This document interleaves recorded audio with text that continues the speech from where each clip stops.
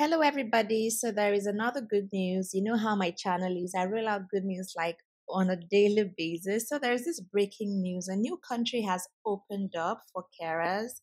So, you no longer do you have to be stuck on the UK, Canada, the US. There is a new country, an English speaking country that you can now move to as a carer. And the requirements are mind blowing. You're going to get permanent residence in only 2 years of working as a carer. And the salary threshold is really high as well. It is over $51,000. And you do not need work experience for this at all. No work experience is part of the requirement.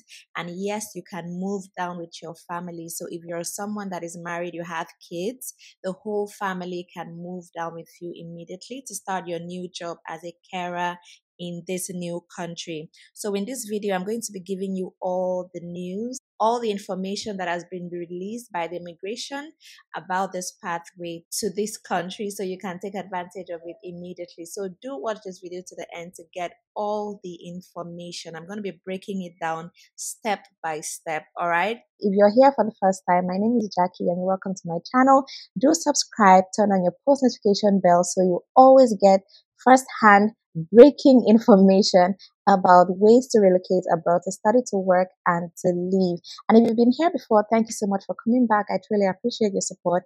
Thanks for always watching. And please do me a favor. I need a favor from you right now. It is free. It is easy. Just smash the like button, hit the like button, like this video just to appreciate the work that I do here. Thank you so much. And if you'd like to talk to me personally, I have a one-on-one consultation, so you can send me an email and we can arrange that so you can talk about your own personal needs for relocation. So the Australian aged care providers can now apply to access the new Aged Care Industry Labour Agreement. The Aged Care Industry Labour Agreement streamlines the recruitment of qualified direct care workers from overseas to work in the aged care sector. Employers can now use this where appropriately qualified Australians are not available.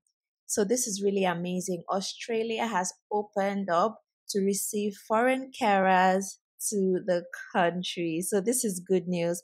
I previously did a video, hinting you guys that this was in the works. And now it is open, so you can go ahead to see more details about how you can move down to Australia as a carer. And in this video, I'm going to show you all the information you need, all right? So to access this labor agreement, employers must first enter into a memorandum of understanding, that is an MOU, with the relevant industry unions. So these are the three industry unions that are involved in this. So the purpose of the Aged Care Industry Labor Agreement, applying for the Aged Care Industry Labor Agreement and the Aged Care Industry Labor Agreement terms and concessions. So this is for the employers to sign an MOU with any three of these industry unions. All right. So this is really amazing. So the purpose of the Aged Care Industry Labor Agreement is this. You can use this Aged Care Industry Labor Agreement to sponsor overseas workers for the temporary skills shortage subclass 482 visa in direct care occupations such as nursing support worker, personal care assistant, and aged or disabled carer. So if you want to work, in these three roles, either as a nursing support worker or as a personal care assistant or an aged or disabled carer, then this is for you, all right?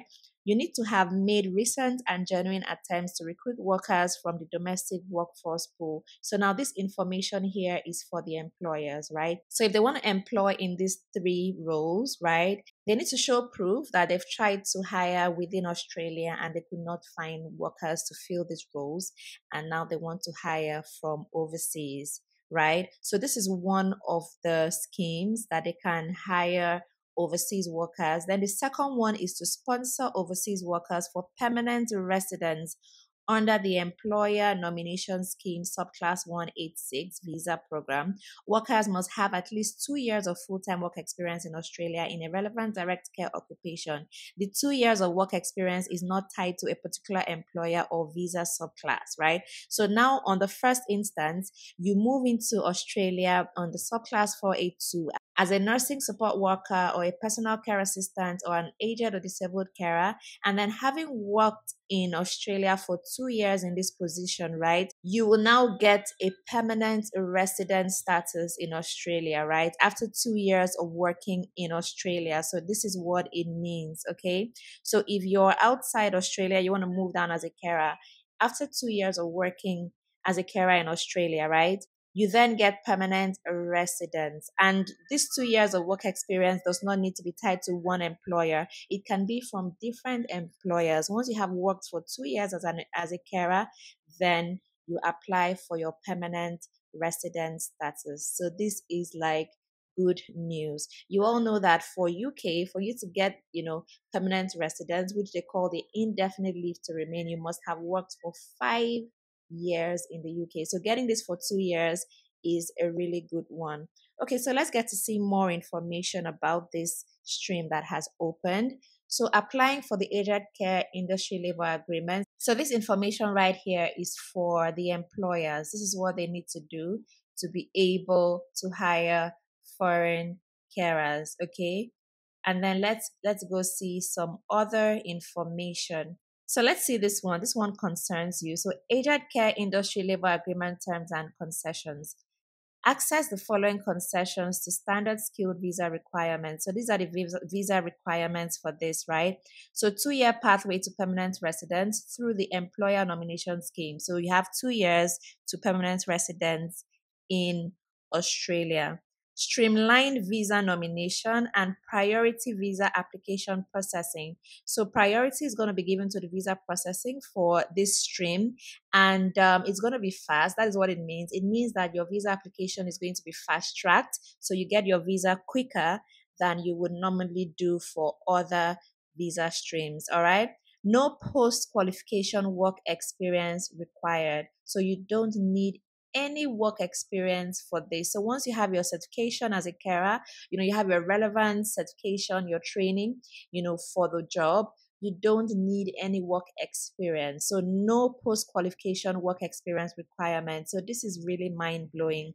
And then we have English language concessions for workers with relevant community language skills. So for those that have relevant community language skills, English language, the whole English language requirement is taken away.